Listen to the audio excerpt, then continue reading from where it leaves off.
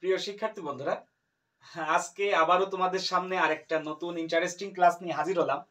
প্রিয় শিক্ষার্থী বন্ধুরা, দেখো, আজকে আমি তোমাদের একটা গুরুত্বপূর্ণ বিষয় শেখাতে চলেছি। আজকে আমি তোমাদের যেটা শেখাবো সেটা হচ্ছে দেয়ারের ব্যবহার।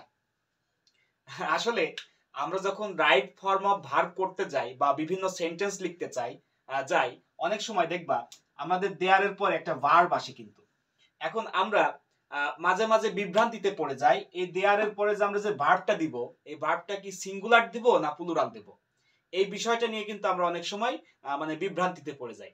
এখন বিষয়টা হচ্ছে, দেখো, এই দেয়ারটা আসলে সিঙ্গুলার না প্লুরাল।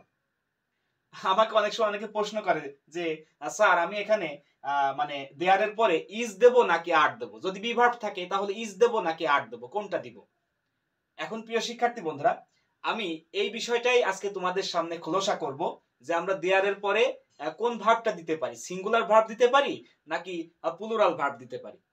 আসলে প্রিয় শিক্ষার্থী বন্ধুরা, মজার ব্যাপারটা দেখো যে ভার্ব মূলত একটা সেন্টেন্সে সাবজেক্টকে অনুসরণ করে কিন্তু বসে। অর্থাৎ সাবজেক্ট যদি সিঙ্গুলার হয়, ভার্বও সিঙ্গুলার হবে, সাবজেক্ট যদি প্লুরাল হয়, ভার্বও কিন্তু প্লুরাল হবে। এখন এই ক্ষেত্রে কিন্তু একটু ডিফারেন্ট, বিষয়টা কিন্তু একটু টোটালি ডিফারেন্ট। এখন প্রিয় শিক্ষার্থী বন্ধুরা, তোমরা একটা জিনিস মনে রাখবা যে একটা সেন্টেন্সে যদি দেয়ার প্রথমে বসে, তবে এই দেয়ারটা দেখে কিন্তু সেন্টেন্সে ভার্বটা হবে না।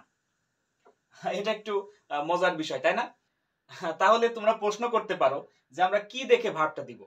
প্রিয় শিক্ষার্থী বন্ধুরা, একটা সেন্টেন্সে যদি আমাদের শুরুতে দেয়ার থাকে, তাহলে আমরা কখনোই দেয়ারটা দেখে কিন্তু সেন্টেন্সে ভার্বটা দিব না। আমরা কি দেখে দেব? এই যে দেয়ারের পরে যে নাউন অথবা প্রোনাউন থাকবে, তার নাম্বার এবং পার্সন অনুসারে এই দেয়ারের পরে কিন্তু আমাদের ভার্বটা দিতে হবে। এখন প্রিয় শিক্ষার্থী বন্ধুরা, সেটা কেমন? যেমন এখানে আমি একটা সেন্টেন্স লিখেছি, তোমরা দেখতে পাচ্ছ। ফর এক্সাম্পল, দেয়ার ড্যাশ, এখানে বি ভার্ব, অর্থাৎ বি ভার্ব বলতে আমরা অ্যাম, ইজ, আর, ওয়াজ, ওয়্যার এর কথা ভাববো। A high school in our village. এখন দেখো, এই যে হাই স্কুল, এখানে এই হাই স্কুলটা কিন্তু সিঙ্গুলার, একটি হাই স্কুল। তাহলে আমি বললাম যে হেয়ার এবং দেয়ার যাই থাকুক না কেন সেন্টেন্সের প্রথমে, তাহলে হেয়ার এবং দেয়ার দেখে কিন্তু তুমি ভার্ব দিবে না। তুমি কি দিবে? এই যে পরবর্তী যে নাউন এবং প্রোনাউন থাকবে, এটার নাম্বার এবং পার্সন অনুসারে। এখানে দেখো যে এ হাই স্কুল, এটা কিন্তু সিঙ্গুলার, তাহলে আমাদের এখানে ভার্বটা কিন্তু সিঙ্গুলার হবে, অর্থাৎ আমরা ইজের কথা ভাববো। আমি কি বোঝাতে পারলাম? আমাদের যদি এখানে বি ভার্ব থাকে তাহলে আমরা ইজের কথা ভাববো, আমরা কিন্তু আর এর কথা ভাববো না, আর কিন্তু প্লুরাল। ওকে, সো প্রিয় শিক্ষার্থী বন্ধুরা, আমাদের যদি এটা সিঙ্গুলার হয় তাহলে আমাদের এখানে ভার্বটাও সিঙ্গুলার হবে। এই নাউনটা যদি আমাদের প্লুরাল হয়, আমাদের কিন্তু ভার্বটাও কিন্তু কি হবে? প্লুরাল হবে। এখন পরবর্তীতে আরেকটা एग्जांपल আমি তোমাদের এখানে দেখাচ্ছি, সেটা তোমরা দেখো যে there dash two high schools in our village. এখানে দেখো যে কয়টা high schools? Two high schools. এখন প্রিয় শিক্ষার্থী বন্ধুরা, এখানে যে টু হাই স্কুলস, এটা কিন্তু আসলে প্লুরাল, এটা কিন্তু সিঙ্গুলার না।